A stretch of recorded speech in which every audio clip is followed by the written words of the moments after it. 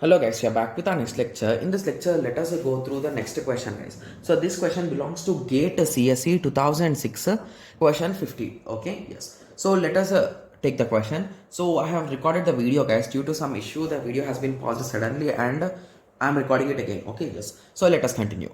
Okay, so the question is which one of the choices given below would be printed for the following program. Okay, so there is a program here, so we need to check which will be the outputs. Okay, yes. So now let us check. Okay, so initially here is our main guys. Okay, yes. So main we are having a print AB. So print AB means it will come inside this. Okay, so once it came inside it, so let me draw them again. Okay, so there is no issue for me. Okay, so print AB. So static int I. So we created a static variable I. Okay, similarly we created a static variable a with -3. We created a static variable b with -6, and inside I we are having 0. Okay, yes. So now we are checking while condition guys. Okay, so what is a while condition is it is checking until and unless the value is less than or equal to 4. So as we are starting from 0, the value of I can go up to 3 and 4. So basically you are having 5 different values guys. Okay, so if you observe carefully, the next step what it is doing guys, if I plus plus a percentage to double equal to 0, we need to continue. So when this continue is executed, you will skip the next steps and you will continue to the next loop guys. So that is the meaning of this continue. Got it? Yes. Okay, so now let us check. So when will this condition be true guys?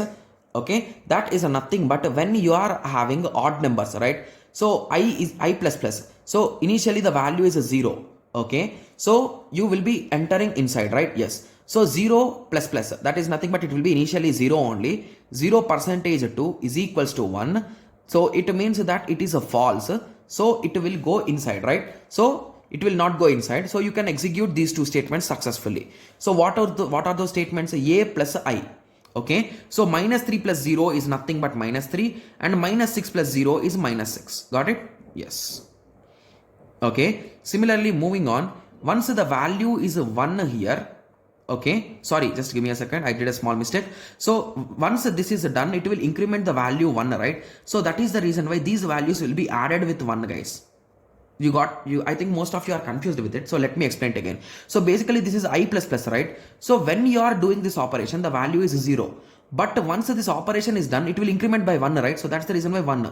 So when you are calling here, it will get this new value, right? Yes. So that is the reason why it will be adding 1 for both of them. Okay, similarly moving on to 1 percentage 2, it is true, so it will not execute anything. So now this value became true, 2. Okay, so now 2 percentage 2 is equals to 1. So it is a false and this value has been incremented to 3. Okay, so now what it will do, it will again add 3 for this. So this will become 1 and this will become -2. Okay, so now again 3 condition will be not executing and 4 condition will execute. So when 4 condition is there, the value will be 5. So basically if it is 4 condition, it will be 5. So it will be +1 value guys, in simple words. Okay, yes. Okay, so now 5. So 5, if you add for this, you will get a 6, and if you add for this, you will get 3, right? Yes. So now we got 6 and 3 as the first values. Okay, so now we are done with this particular loop. Okay, so now you are doing a swap address of A comma address of B. Okay, so you are passing addresses. Okay, so now let us observe this function carefully guys. So you are passing addresses, but here are you changing the values with respect to address guys? No. Hence what will this function do? It will does nothing. So basically it is not going to update anything guys. So that is the thing here. So if there are addresses here, so address temp equal to address x equal to address y equal to address temp, so then it will swap the variables. But here there are no addresses, hence it is not going to do anything. So the output which it is going to print is a 6,3. So in which options you are having 6,3 guys? Not in 1, not in 2, not in 3.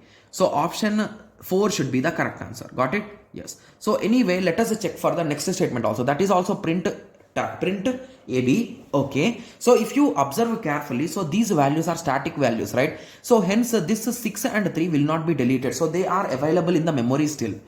Okay. So now what will exactly happen guys? So again you will add 1 3 and 5 for them. So what is this total? That is that total is nothing but a 9. So you are going to add a 9 for this and 9 for this. So what will be if you add, guys? So it is nothing but 15 and this is nothing but 12. So you should get 15 comma 12 as the second value. So that's what we got. So hence you can prove that 4 is the correct answer. Got it? Yes. So I hope everyone got a clear idea on this question. So in the next lecture, let us continue with the next question. Thank you. Thanks for watching. Like, share and subscribe for more awesome videos like this. Thank you.